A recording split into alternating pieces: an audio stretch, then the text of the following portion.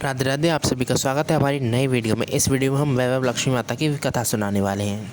तो चलिए स्टार्ट करते हैं। किसी शहर में अनेक लोग रहते थे, सभी अपने कामों में लगे रहते थे। किसी में कोई परवाह नहीं थी। भजन कीर्तन भक्ति व दयामा परोपकार के संस्कार कम हो गए। शहर में बुराइयां बढ़ने लगी। शराब जुआ रेस व्यभिचार चोरी डकैती वगैरह बहुत से गुनाह शहर में होते थे। इसके बावजूद शहर में कुछ अच्छे लोग भी रहते थे। ऐसे ही लोगों में शीला उनके पति की गृहस्थी मानी जाती थी। शीला धार्मिक प्रकृति की, उनकी संतोषी स्वभाव वाली थी।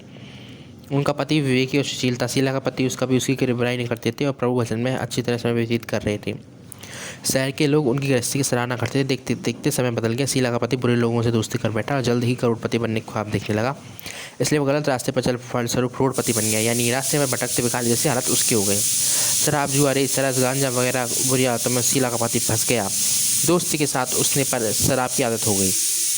इस प्रकार उसने अपना सब कुछ रेस जुए में गंवा दिया। शीला को पति को बर्ताव से दुखी हुआ, पर किंतु भगवान पर भरोसा कर सब कुछ सहने लगी। वह अधिकांश समय प्रभु भक्ति में बिताने लगी। अचानक एक दिन दोपहर को उनके द्वार पर किसी ने दस्तक दी। शीला ने द्वार खोला तो उन्हें एक माची खड़ी दिखाई दी। उसके चेहरे पर अलौकिक तेज निकल रहा था। उनकी आंखों में से मानो अमृत बह रहा था। उसके भव्य चेहरा करुणा और प्यार से छलक रहा था। उसको देखते ही देखते शीला के मन में अपार शांति छा गई। शीला के रूम में आनंद छा गया। शीला उस माँ जी को आदत के साथ घर में लाई। घर में बैठाने के लिए कुछ नहीं था, अतः शीला ने सकुचा कर एक फटी चादर पर उन्हें बैठाया।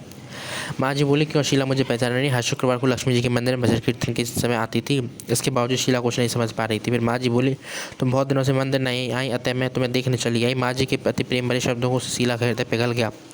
उसकी आंखों में आंसू आ गया और बिलक बिलक कर रोने लगी। माँ जी ने कहा, बेटी सुख और दुख धूप छाँव की तरह होते हैं। धैर्य रखो बेटी, मुझे तेरी सारी बातें पता है। माँ जी के विवाह से शीला को काफ़ी संबल मिला और सुख की आस में उसने माँ जी को अपनी सारी कहानी कह सुनाई।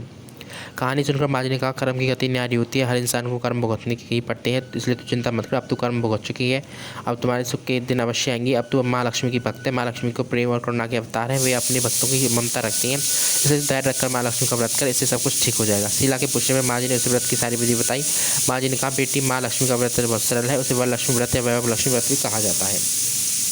यह व्रत करने वाली सभी मनोकामना पूर्ण होती है। वह सुख संपत्ति यश प्राप्त करता है। शीला यह सुनकर आनंद हो गई। शीला के संकल्प करने वाली आंखें के सामने कोई न था। अब विस्मित हो गई कि माँ कहाँ गई, माँ जी कहाँ गई। शीला को तत्काल समस्या देने लगी। माँ जी और कोई नहीं, साक्षात लक्ष्मी जी थी। दूसरे दिन शुक्रवार था। सवेरे स्नान करके स्वच्छ वस्त्र पहनकर शीला ने माँ जी द्वारा बताई गई विधि से पूरी मन से व्रत किया। आखिर में प्रसाद वितरण हुआ।